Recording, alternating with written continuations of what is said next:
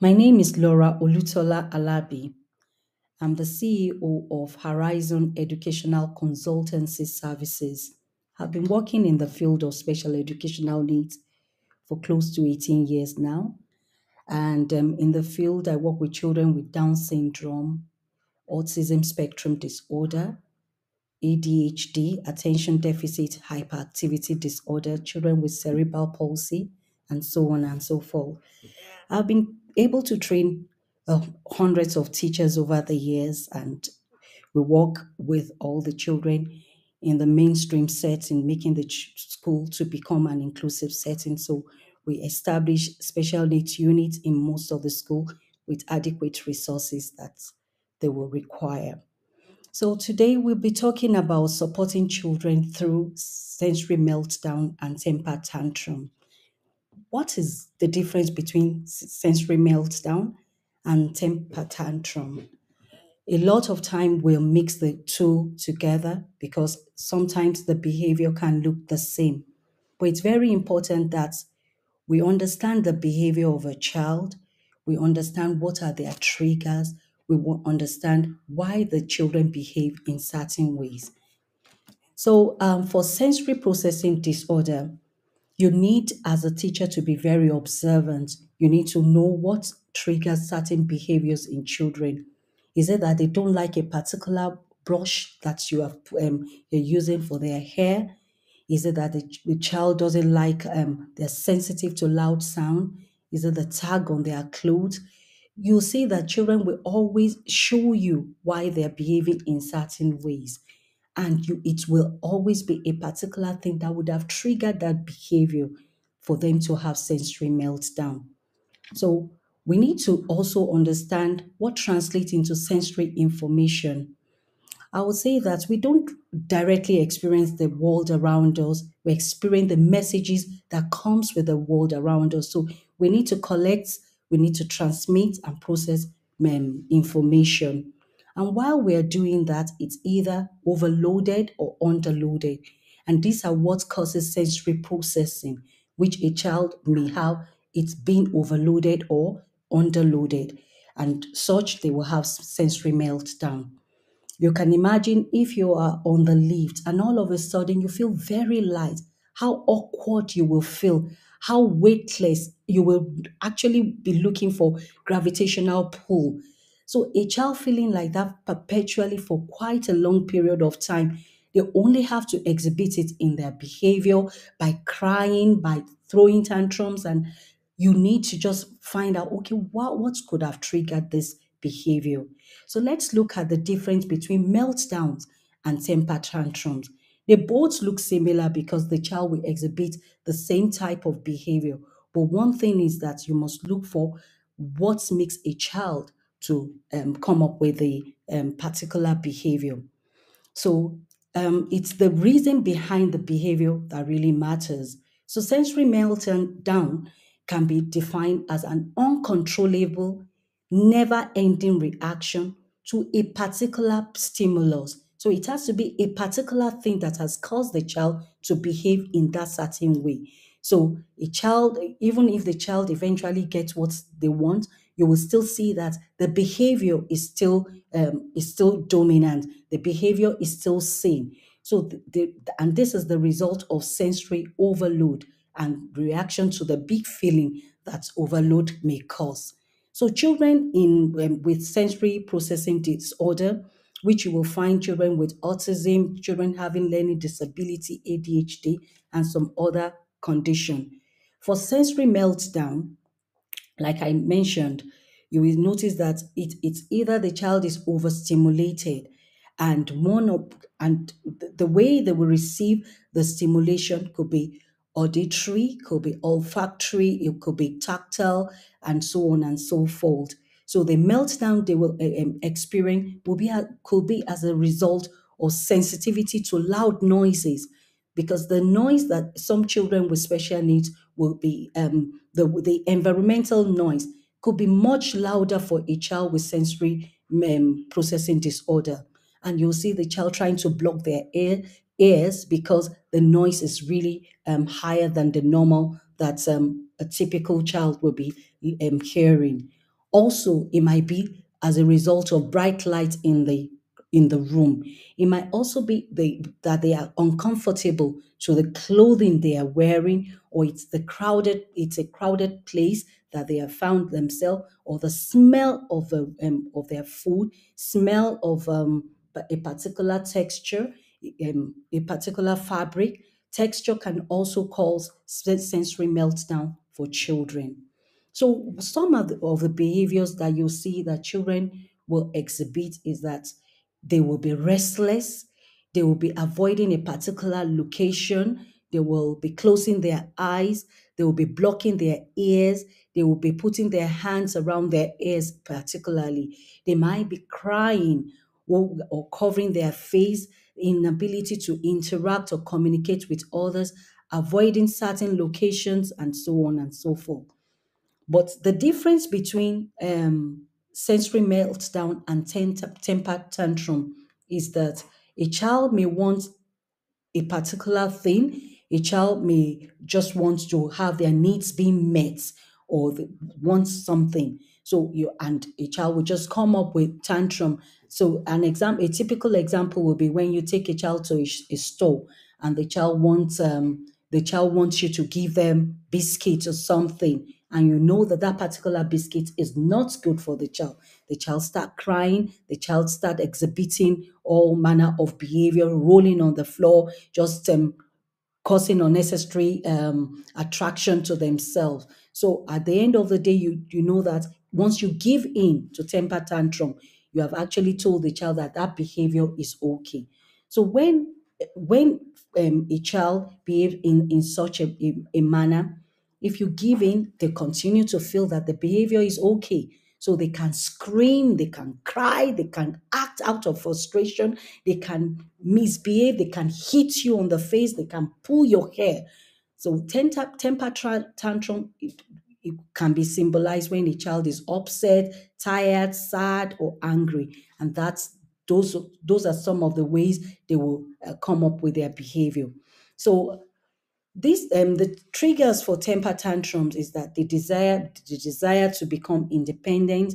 They become irate when their wishes are not fulfilled, trying to obtain attention in order to test the rule of transitioning, maybe from daycare to home, or even transitioning from one subject to another. They will prefer to stay on a particular activity they are doing. But once you take away something, you see a child will throw or come up with tantrum.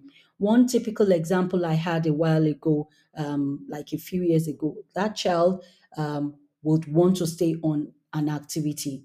And the moment the activity is taken from the child will just continue to cry endlessly.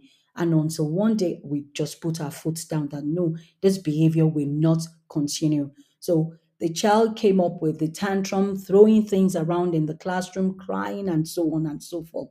So we kept the child and we met the child's need. The child still continued. But once the child was able to reach their extinction burst, this is a stage where you leave the child to cry as much as they want to for that day, and not giving in to the child's behavior. Then you now see the child now know that, okay, I'm not going to get this thing no matter what I do. And the behavior will now start, the child will now start redirecting their behavior. So, and at the end of the day, we were able to stop that child from behaving in that certain way. So sometimes temper tantrum can be triggered due to lack of communication and language barrier in a child. So a child is trying to tell you something, but they don't have ways of communicating. You just see them, they'll just fall on the ground, throw themselves around, scream, shout, because their needs are simply not met. Inability to comprehend what they are required to do is another thing, but particularly sometimes when they're exhausted or famished, they are anxious and they get very upset. So some of the behavior you will see in temper tantrums could be crying, screaming, yelling, a child whining continuously, kicking and hitting everybody or things around them, holding their breath, pushing, throwing items around in the classroom, pulling things from the wall, biting on them on themselves, and trashing their body. So the difference between temper tantrums and sensory meltdown. So let's look at them. So the first one, you need to watching for reaction. A child with temper tantrum will be watching for your reaction. For sensory meltdown, it's not so. They're mindful of their own safety. For temper tantrum, yes, they are mindful of their safety, but for sensory meltdown, the child is not. They are in control of their behavior. Certainly, a child throwing tantrum, they are in control of their behavior because the moment they have what they are requesting for or demanding for, you see that the child will just stop what they are doing. The child will disengage from that behavior, trying to communicate their need. So a child with temper tantrum is trying to send a message to you. For melting, a sensory meltdown, that's not so. Calming down once the situation is resolved. Yes, you see, a child with throwing tantrum will calm down eventually because you have met the situation, you have met their need. But whereas for sensory meltdown, it's their needs may not be met at that time because possibly it's the clothing they are wearing, the fabric they are wearing that is causing the thing. So knowing the situation when the child is more likely to have a tantrum or meltdown and thinking ahead may help. So it's very important as teachers, as practitioners, as parents, for each and every one of us to know what may be causing temper tantrum in a child and what could be caused sensory meltdown. It's important that we have it might be that we can distract the child. We can know the situation by trying to distract the child from the particular thing. We need to be realistic in our expectation, discussing upcoming changes. So you need to tell a child ahead of time what they may be expecting. So if, for instance, the child is involved in a particular activity, you immediately start telling the child when the activity is 5 minutes to wrapping up or is 3 minutes to wrapping up, and keep them in the loop. Make sure that the child understands you. It's very important that we adhere to regular schedule. Children on the spectrum, or children with special needs, a lot of them prefer to have a regular routine, and it's important that we stay on routine as much as possible so that the child knows what is coming next. So make clear rules and follow them. So as parents or whoever is working with a child with special needs, make the rules very clear to them. You follow the rule so that it's easier for the child also to be able to follow the rule. Keep your tone as positive as possible. I will say sometimes it's important that we also don't give eye contact when a child is coming up with temper tantrum, because they are trying to look at you, look into your eyes, gain your sympathy, even when you know that what they are doing is wrong. So, ways to manage a child's temper tantrums and meltdowns: be composed. A child is throwing themselves on the floor, you have to be composed. That's not the time for you to be screaming, shouting, and reprimanding the child. You have to be in control, be composed, and be in control. So you can use your normal um, indoor voice and just redirect the child's behavior. I want you to get up from the floor. I want you to stop throwing tantrums. I want you to pick your clothes on the floor. I want you to just tell them the behavior you are expecting from them. Don't be don't be all over the place when you notice that a child is very upset. Don't be upset with them at the same time. Ignore until the child is more at ease. You have to be able to ignore certain behaviors in children. You have to be able to look away.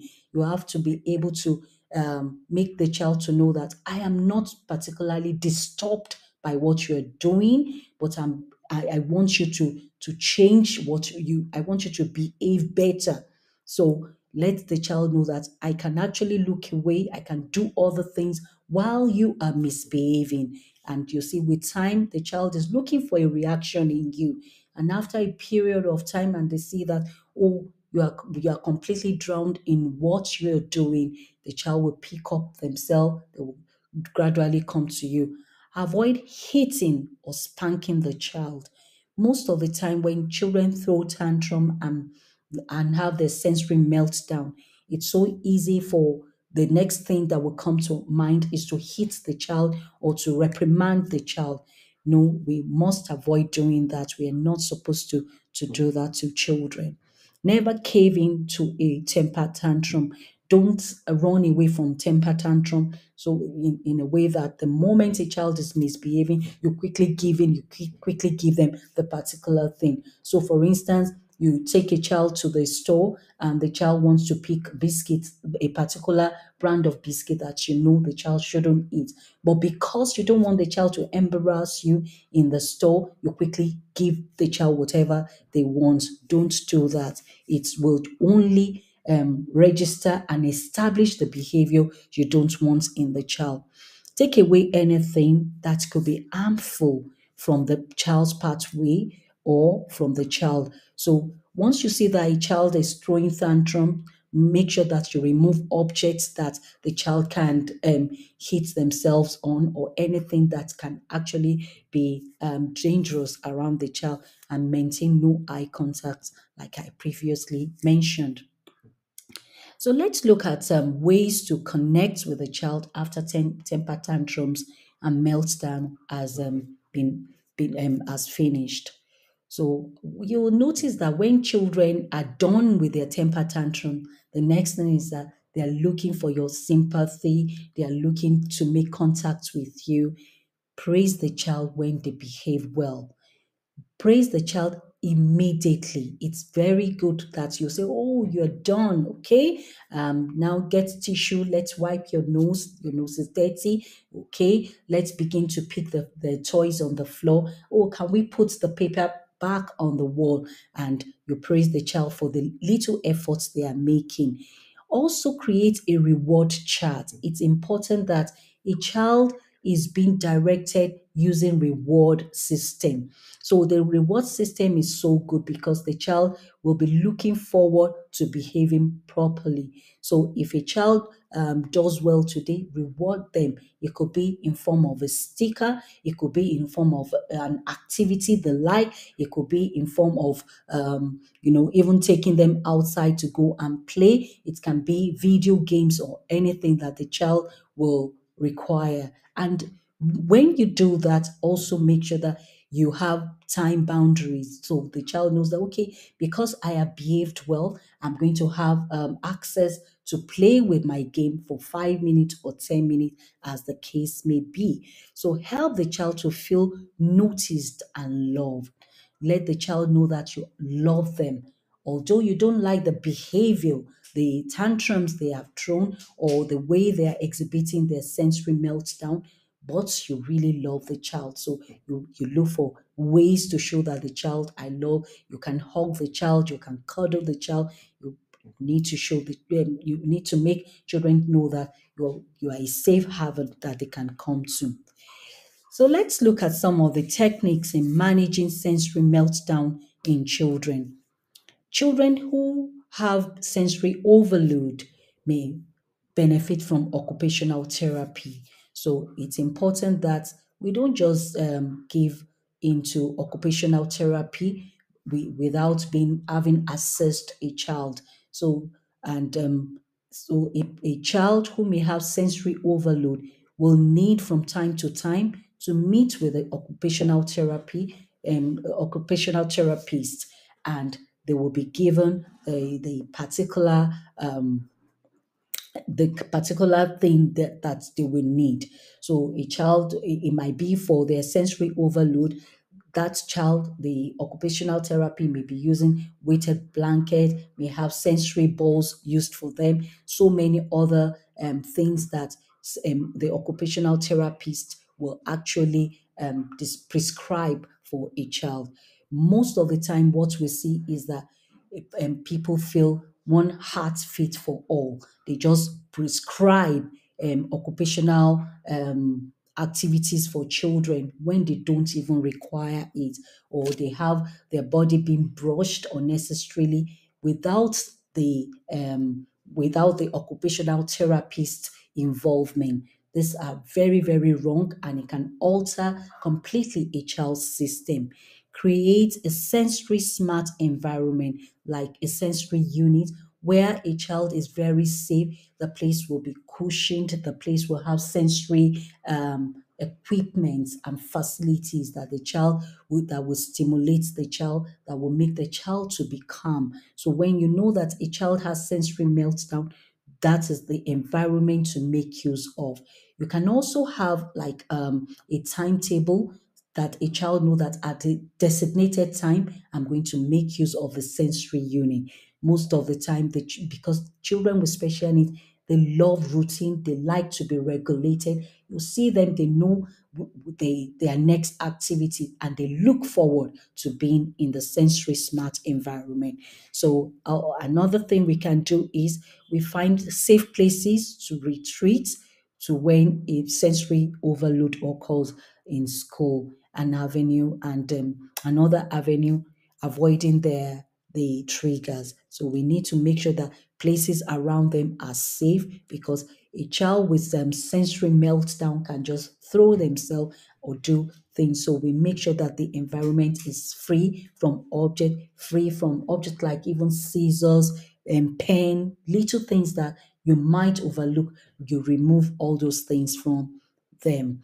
Also, we look at reduce sensory input by turning down bright light, reducing the sound of music in the room or whatever might be around them that could cause the trigger. You can also ask them, would you like your top to be removed? Would you like water? Would you like certain food? And you will notice that the child will show you whatever they will require.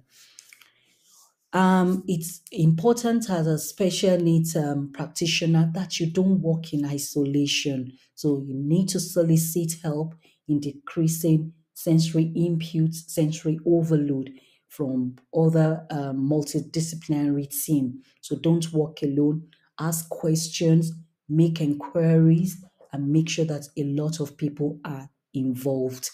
So you must also give children frequent breaks and making sure that they get enough rest. It's important that children who may exhibit sensory meltdown are given frequent rest and breaks from whatever activities they're involved in. So this could be in form of taking them out for a walk, let them have fresh air from time to time. Let them break from their activity they are involved in the classroom. Make sure that they are not being seated down in their seat for so long a time. Strategies in managing sensory meltdown in children will include avoid triggers of sensory overloads. So it will differ from one child to another. So it's important that you understand the child you're working with. You notice the child. You read into the child's behavior. You take data. You know, okay, this was what caused it yesterday. So let me remove all the triggers that might cause sensory overload. Eliminating clutters in places to reduce visual distractions. So some rooms are overcrowded with colors, with posters, with displays all over the room. These are some of the things that can cause sensory meltdown. So we don't put so many information at the same time in a room where we know that a child has sensory processing disorder. So we need to remove as many of this as possible. Enlarge the type on worksheets and assignment. So a child may with sensory meltdown, it could also be the font size of their work. So maybe it's so small, so we need to enlarge it. Use sensory toolkits. So we have a lot of sensory toolkits we can adopt. Some of them maybe there's muffler to reduce the noise cancelling headphones. It might be the weighted lap pad. It might be the weighted blanket. It might be a particular hat, crunch snack, or even the chewy unscented hand wipes. Few days ago, I was speaking with a mother whose child does not like to brush his teeth. So I sense that it could be the flavor of the toothpaste, and there are toothpaste that are odorless, that does not have scent, and they are also tasteless. So those can be the one that that particular child may use. But in all, you don't just administer anything. So you need to speak to your dietitian. You need to speak to the occupational therapist involved, so that we all work hand in hand. So, in conclusion, I will say children use their behavior as a direct line of communication. The only way you can get children to behave in certain ways is when you see them behaving in a way. So, when you see a child behaving in a way, it's because the child is trying to tell you, passing on an information to you. Let me just read this to you. Children use their behavior as a direct line of communication with adults about what is going on in their lives, whether through tantrums or meltdown. Understanding the distinction between the two can aid in patterns and trigger awareness. The application of prevention measures and successful emotional recovery in both situations is useful. So we need to have our own recovery measures. We need to have our own prevention measures in place, emotional recovery and prevention measures that were put in place. So it is very important that we understand the difference between tantrums and sensory meltdown. So I would like you to follow us on our Instagram page.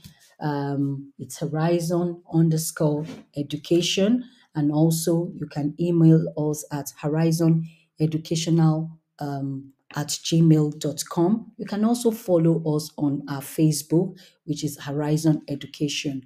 So I hope you have enjoyed today's topic on sensory meltdown and temper tantrums. Thank you very much.